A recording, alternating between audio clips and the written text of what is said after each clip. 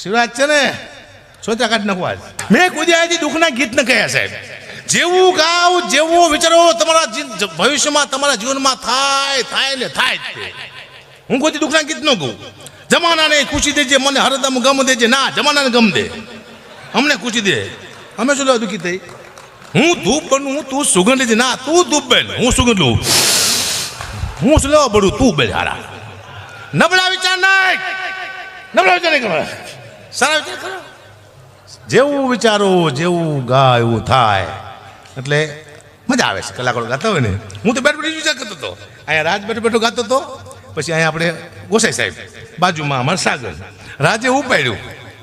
રાજે કયું કીધું પાડ્યું કે વાલા તો વાલપનું છે વાંતા. સાગર કે આવશે મારી ખબર નહીં પડતી કોણ કઈ બાજુ જાય છે, કોણ આવશે.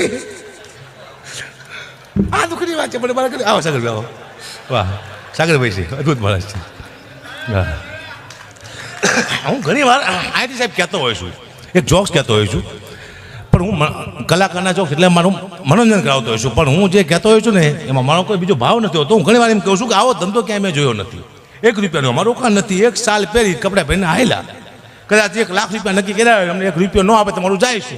રોકાણ તો કંઈ છે નહીં, પણ હકીકતમાં ઘણું બધું જાય છે. કલાકાર કઈ સ્થિતિમાં છે હું તમને કહું છે. અને હું જે બોલું છું આમાં અમારી પાસે પ્રમાણ હોય એમ સીધા બોલવું નાખી છે. પહેલી વાત તો કલાકાર એક સારો બાપ નથી બની શકતો.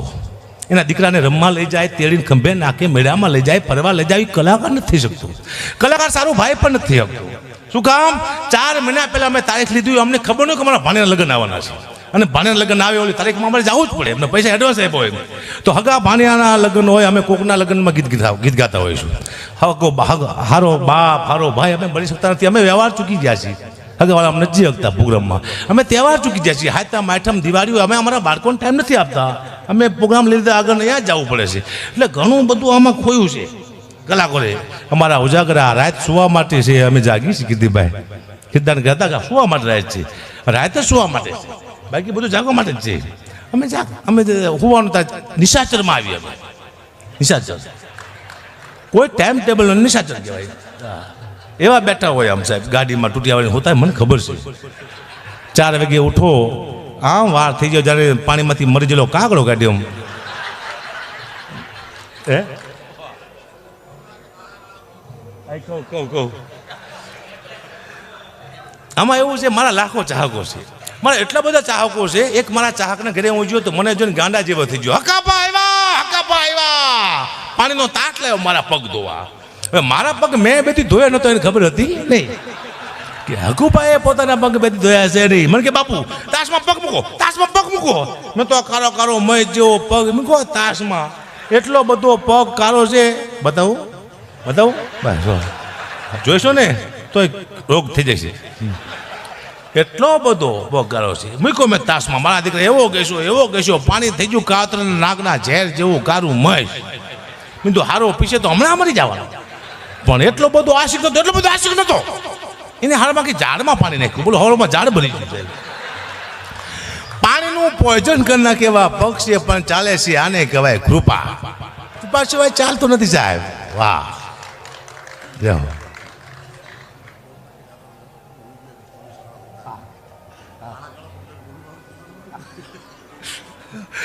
અમે ગાડીમાં હું કીર્તિભાઈ અમે જાતે ગાડીમાં ટોલ ટેક્સ આવ્યો તો મને કે હકાવા તને સ્ટાફમાં કહી દઈ કે સ્ટાફમાં છે તો મને કે તારા પગ ઢાંકી દે કાળા છે કે. મેં તો પોલીસવાળાના પગ કાળા ન હોય. મારા પગ ઢાંકવાના મને કીધું ગુંડો કીધું પણ પોલીસ સ્ટાફ પણ ના કહેતા જાઓ. આ તો દુઃખની વાત છે પણ મારે કરવી પડશે. લે પગ ઢાંક્યા જ મેં પૂછો ને. ઘણી મારી પાસે દુઃખની વાતો છે.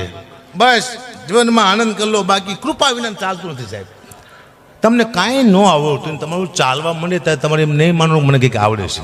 તમને કાંઈ ન આવડે તમે આગળ વધવા માંડો તમારે એમ નહીં માનવાનું મને કંઈક આવડે છે. કોઈ શક્તિ તો છે જે તમને ધક્કો મારે છે. ચાહે મા બાપના આશીર્વાદ, પિતૃના આશીર્વાદ, ગુરુના આશીર્વાદ અથવા તમારી કુળદેવીના આશીર્વાદ, કોઈક શક્તિ તમને ધક્કો મારે તો જ જાઓ એમ. અને બીજી વાત, એ કલા ગમે એટલી તમારા હોય પણ સપોર્ટ તો જોઈએ છે ચડવા માટે, આગળ જવા માટે. હકાભા ગઢવી હતા, મને બધું આવડતું હતું પણ સ્ટેજ માથે કોણ પચડે? આવા મોટા સ્ટેજ માથે એક જ કલાકાર હતો કીર્તિદાન ગઢવી સાહેબ. એ મને લઈ જતો અને બારડોલીના પ્રોગ્રામમાં એવું પહેલો કલાકાર બોલવાનો છે કે હકાભા ગઢવી સિંહ તમે સાંભળજો. તમને બહુ મજા આવશે ને મજા નહીં આવે એ તો પૈસા એના થાય પણ મારા પૈસા હું અહીંયાથી નહીં લઉં. આવો પહેલો દાખલો છે ગીરદાન ગઢીનો, તમને મજા આવશે.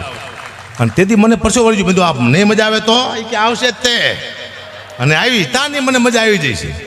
હા, એક માયાભાઈ આહિર એને મને પહેલાં બેહાર્યો છે, બહુ મોટો હાસ્ય કલાકાર કહેવાય, પણ પહેલાં મને બેહાડતા ને કે માયાભાઈ બોલીને ઊભા થયા પછી મને કોણ મારો બાપ સાંભળે ના, એ સાંભળતા મને.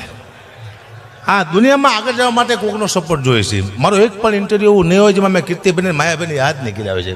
હું તો કોઈ મારી માટે કંઈક કર્યું હોય એને ભૂલતો નથી, અને ભૂલી જાય કલાકાર નથી.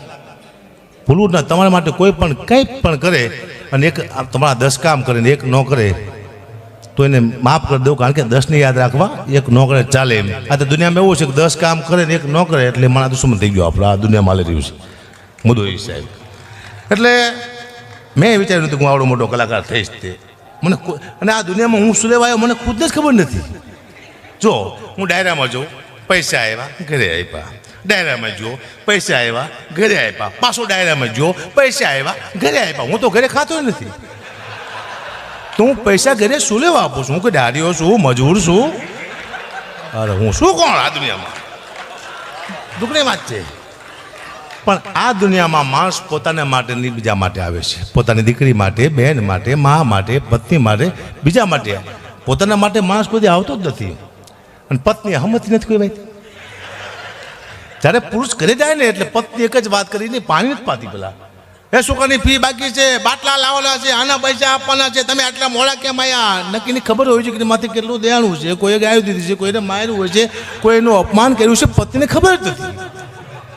પણ હું તો એમ કહું છું, પત્ની જેટલી પણ છે કે પતિ આવે એટલે પહેલાં એમ કહેવાનું આવો બેસો, પાણી આપવાનું, પછી પૂછવાનું તમને કોઈ માર્યા જ નથી ને? કે ના, તો ખાંડ લાવવાની છે, બહુ સારું લાગશે. નહીં પૂછી શકે, પતિમાં તાકાત જ નથી. રામદાસ બાપુનું એક ભજન સાંભળતો આવું છું. એ ભજન એવું છે કે કોઈ માણસ મરી ગયા પછી પાછળ ગાવાનું આવે છે, પણ જીવતા માણસ પાછળ ભજન ગવાય ખરું? તો મેં સાબિત કર્યું ગવાય. હું તમને પેલા શબ્દ સંભળાવું એકાદ, વગાડતા નહીં વગાડતા.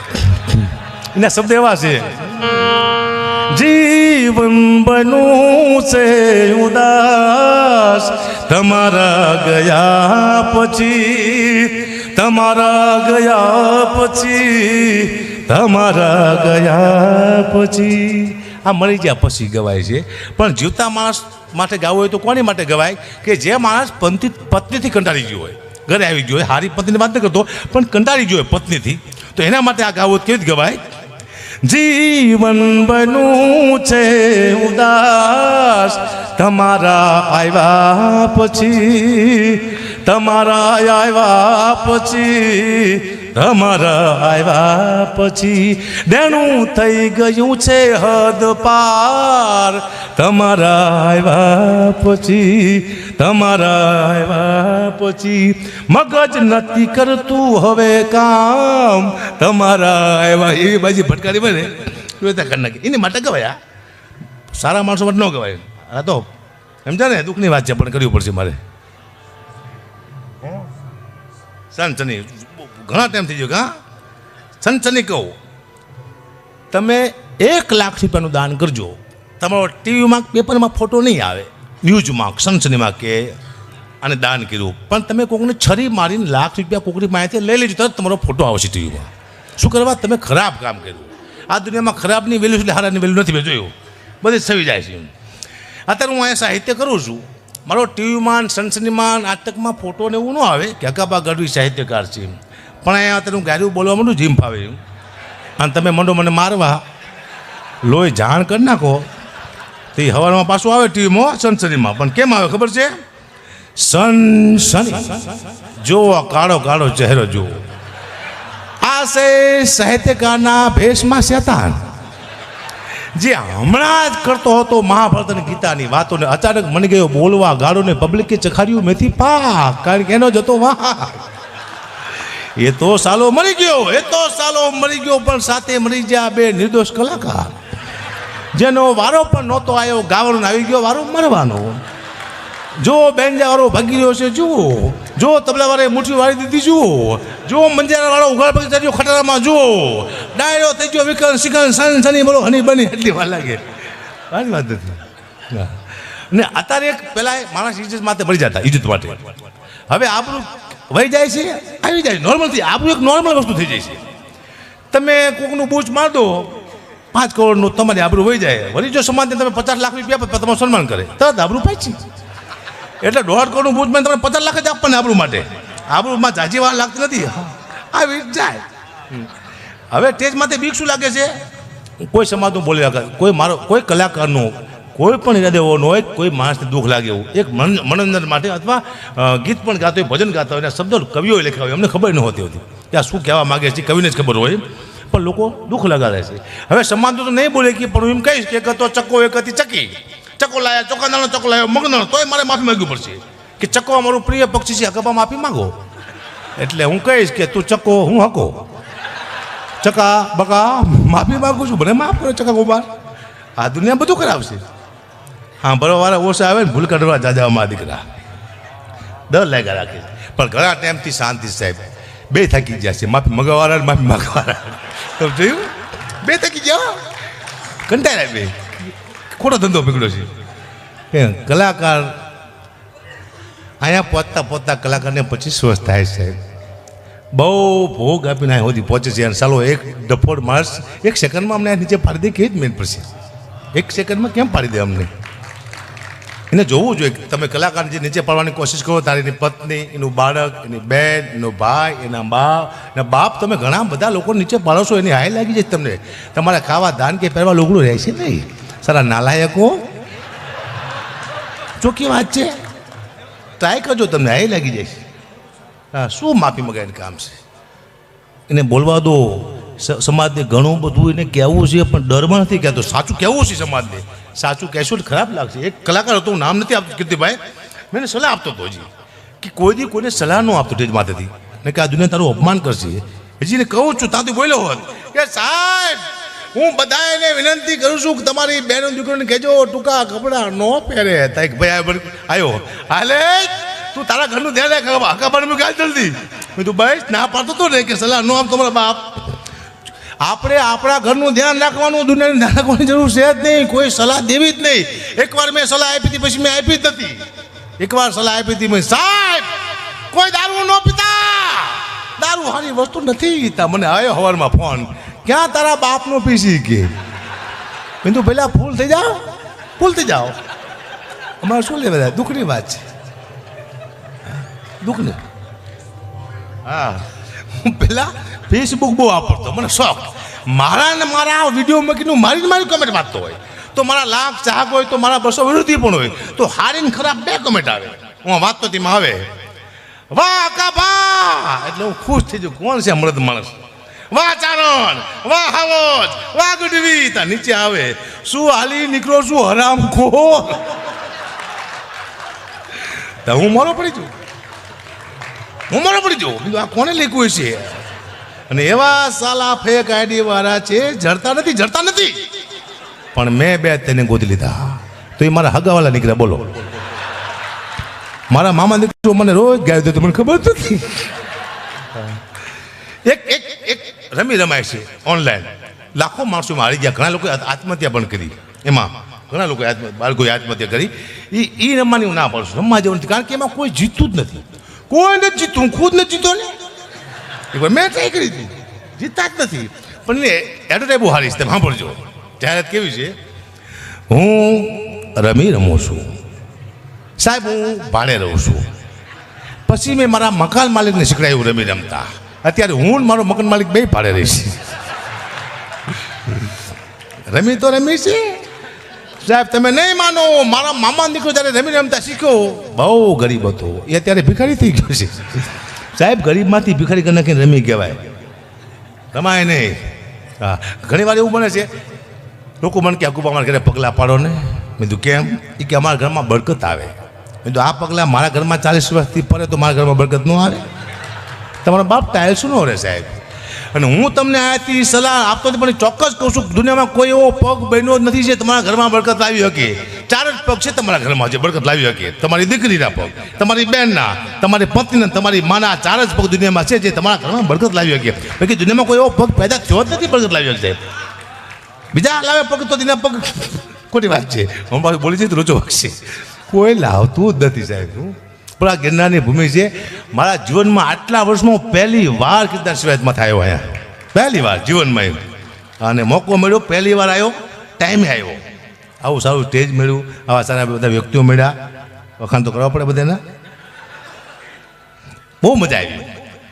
અને નકર આ સ્ટેજ મળવું અઘરું છે. આ સ્ટેજ નહીં, કોઈ પણ સ્ટેજ મળે એવું છે આ દુનિયામાં.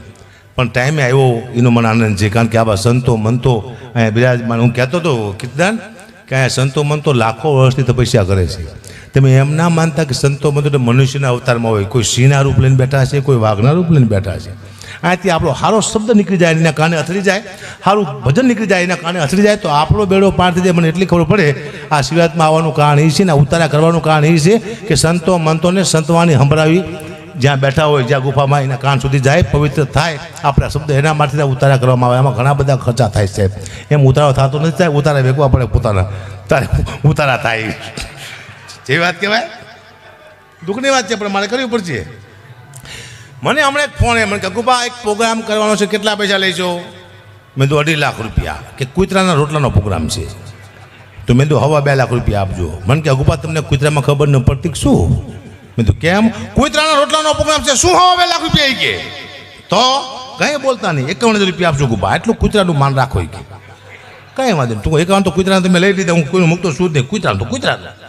પછી 51,000 નક્કી કર્યા. હું જો સ્ટેજમાંથી બેઠો તો મારી સામે 2 કૂતરા બેઠેલા. તો એક કૂતરાએ બીજા કૂતરાને પૂછ્યું, તું આને ઓળખે છે લાંબા વારવાળાને? બીજો કૂતરો કે હા. કે આ કોણ છે? કે આપણામાં જે ભાગ પડાવવા માટે આવ્યો એ આ ચાલો આપણે 50,000 લઈ ગયો એ. પછી મને 50,000 રૂપિયા આપ્યા એટલે હું ઘઉં, ખાંડ, તેલ, ચોખા, ગોળ આવું લઈને મેં ઘરે આપ્યું. પણ 15 દિવસ સુધી મારા પરિવારનું બાયજો બહુ. એટલે મારું પરિવાર મને કે તમારો સ્વભાવ કેમ કૂતરા જેવો થઈ ગયો છે? કૂતરાનું ખાઈ ગયું એટલે કહેવાનો મુદ્દો કોનું ખાવું એ પણ મહત્વનું બનશે. આપણો સ્વભાવ બદલી જાય, બધાનું નહીં ખાઈ જવાનું. પછી મેં નક્કી કર્યું હું કોઈ કૂતરાના પ્રોગ્રામ નહીં કરું. આવા 10-12 પ્રોગ્રામ કરું સારું, મને તો હળકવા હાલે. આવા 2-3 કલાકનો બેઠકા બદલો, હા વાહ વાહ કરીને બેઠકા બદલો, શું વાત કરું. હા પછી એક ફોન આવ્યો તો અકુબા બને કે અકુબા છેલ્લા પૈસા બોલો, છેલ્લા પૈસા બોલો, કેટલા લેશો? મેં તો 2.5 લાખ રૂપિયા. મને કે તમે શું તે થયું?